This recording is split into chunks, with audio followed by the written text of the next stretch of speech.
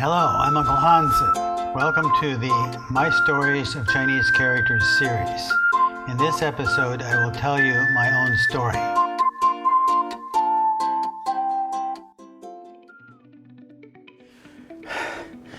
Look at yourself. You're just an old man. Yeah, that's life. Do you have a bank account? You have money in the bank? How much money do you have? Nah, don't have a place. I'm just renting. How about a family? You have a wife? Kids? No? And I don't have a wife, but I guess that means I'm free from nagging.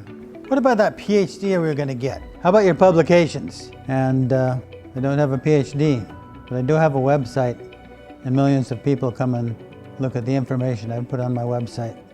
So I guess life is pretty good after all.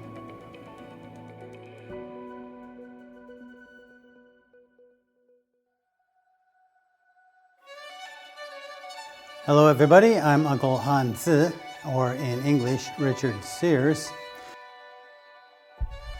Well, I grew up in a small town in Oregon, Medford, Oregon.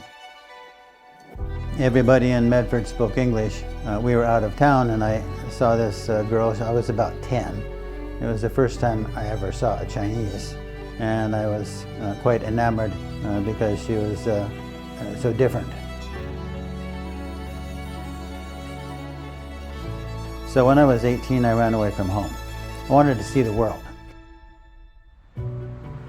I hitchhiked around Canada, United States, Mexico, about 25,000 miles. When I was 22, I decided I wanted to learn Chinese, and I got to Taiwan. I didn't speak any Chinese, didn't have any friends, and had $80 in my pocket. I called my parents once a year, and I talked for 3 minutes. And it cost the equivalent of about 3,000 renminbi. So I would write letters to my parents, and it would take maybe 2 months to get a letter back and forth.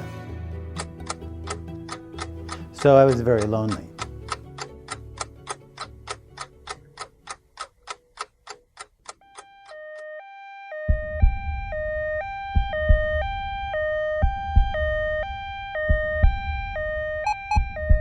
In 1994, I had a near-fatal heart attack.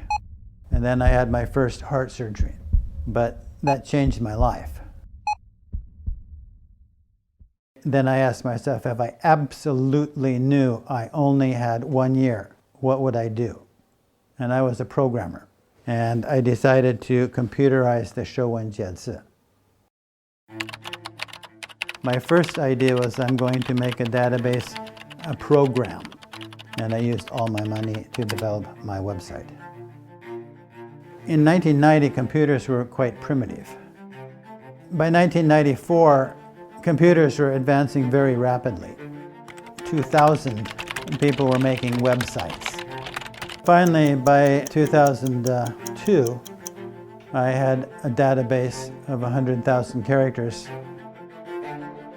But in 2011, Xinlang Boke found out about my website, then my life changed. I became Uncle Hanzi.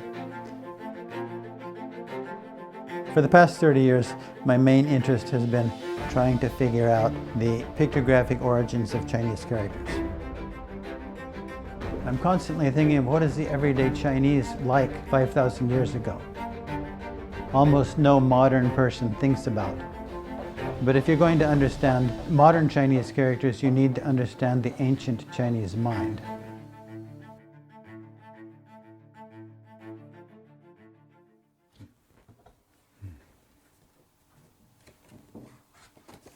Dear Richard, I was so glad to see you.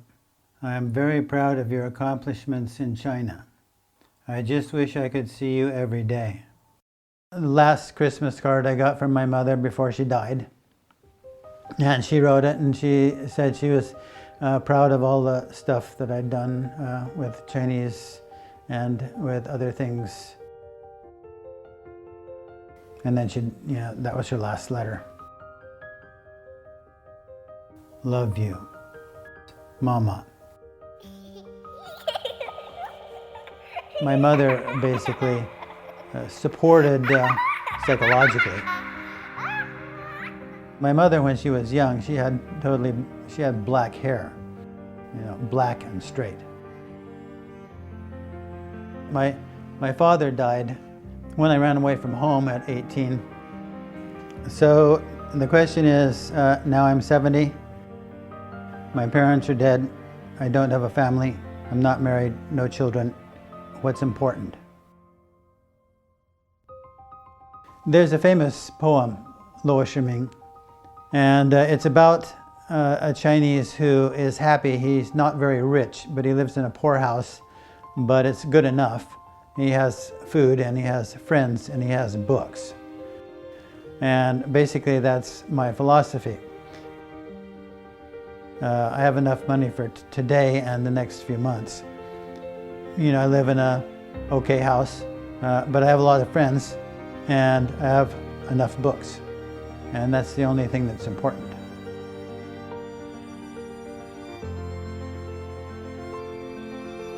Never retire. Never stop. Keep doing new things.